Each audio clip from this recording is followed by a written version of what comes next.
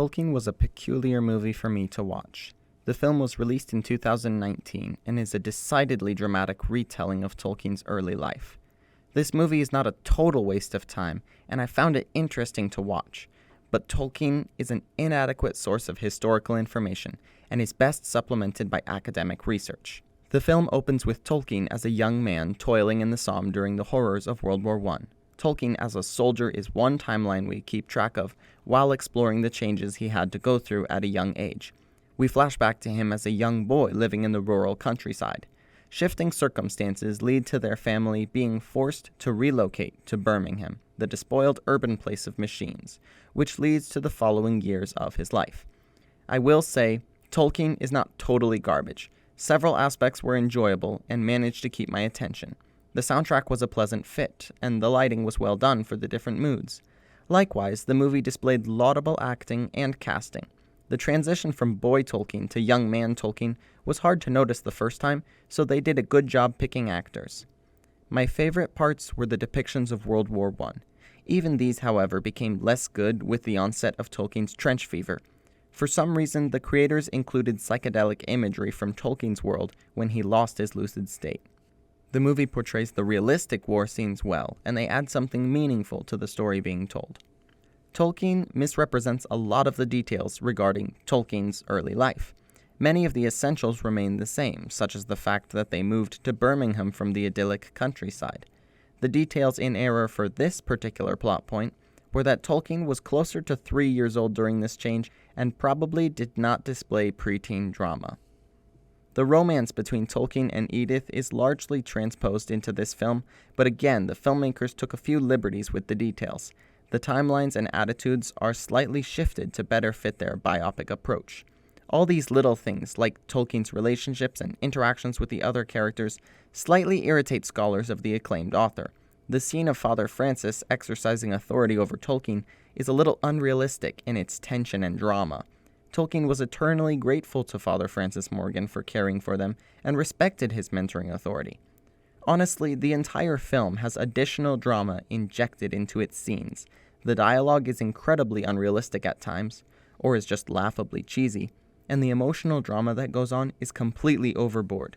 Historically, Tolkien gives a slightly incorrect view of Tolkien's life, but that is not the main problem with the movie. The real problem lies in the proposed purpose of the film.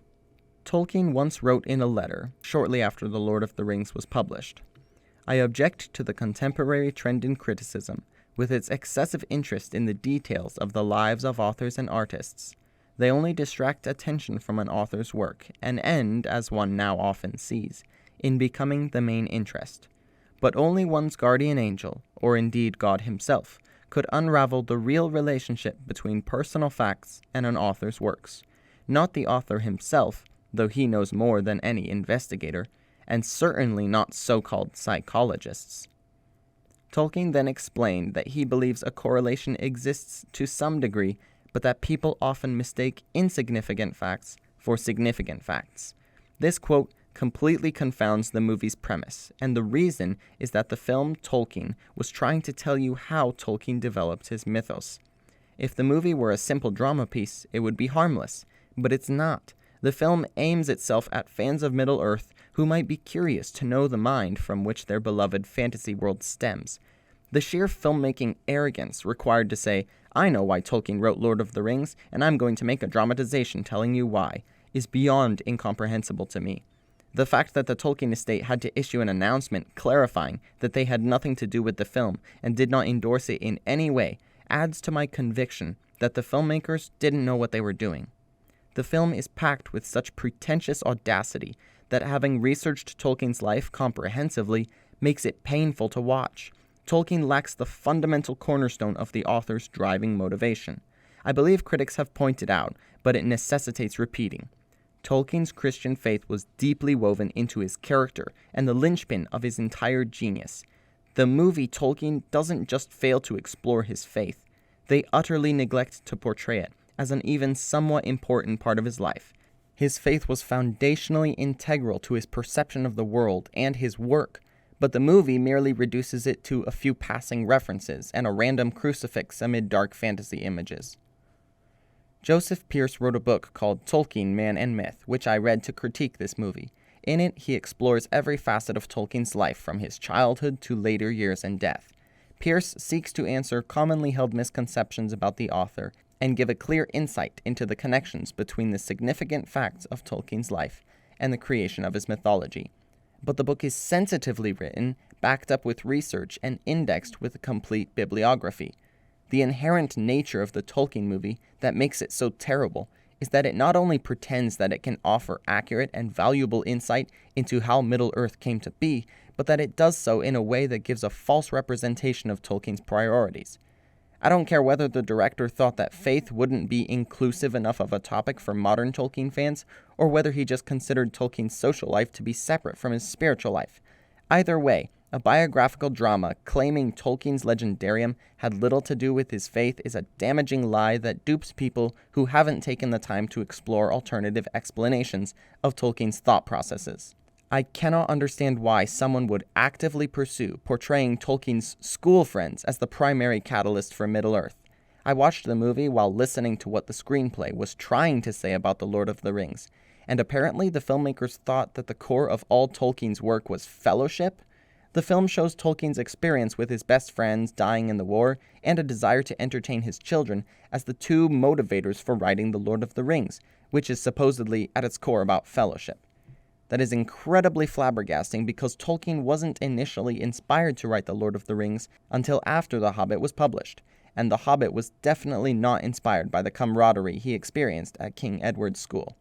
This is all on top of the fact that they ignored the very existence of C.S. Lewis and the Inklings, which were extraordinarily instrumental in the formation of The Lord of the Rings, and, I believe, partly responsible for the themes of fellowship that were in the book. The truth is, Tolkien was inspired to write the Silmarillion by his extraordinary Christian faith, which is built into his universe's framework. I cannot understate this, and I believe it to be irrefutable, which is why I detest the very idea of someone willfully keeping faith out of a biographical drama that is supposed to be about Tolkien. Tolkien is terrible because of its arrogant attempt to redefine Tolkien's genius wrongly. But when I start to hate the movie is when it draws people in. I hear about people who have watched this and claim that it helped them understand how he wrote his myth, which is a terrifying thought, but it's understandable how one would think that. The film includes sufficient truth to convince people that their main objective was to educate, but that's just not true. As I said, they only changed the expression and details historically speaking. The movie gets a lot of the bare bones correctly, which is why people could be inclined to trust it. At the beginning of the credits, it adds a few bits of trivia about Tolkien's later life, which are entirely accurate. That's why the movie is insidious.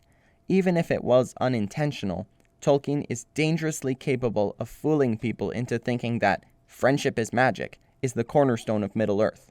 This is an exaggeration, but not a totally absurd one.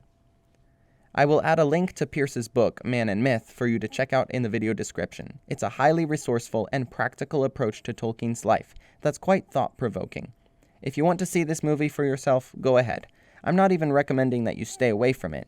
In fact, I'd almost recommend watching it because of how interesting it was, but I beg you not to trust its themes, which are so bafflingly misleading that they ruin the movie for me. It was interesting to watch for the first time, and there are some cool shots I can appreciate in it, but I don't give this movie a good score. It fails both as a biographical drama as well as a documentary, but it manages to come out successful as an oddity of a film to watch just for the sake of its peculiarity.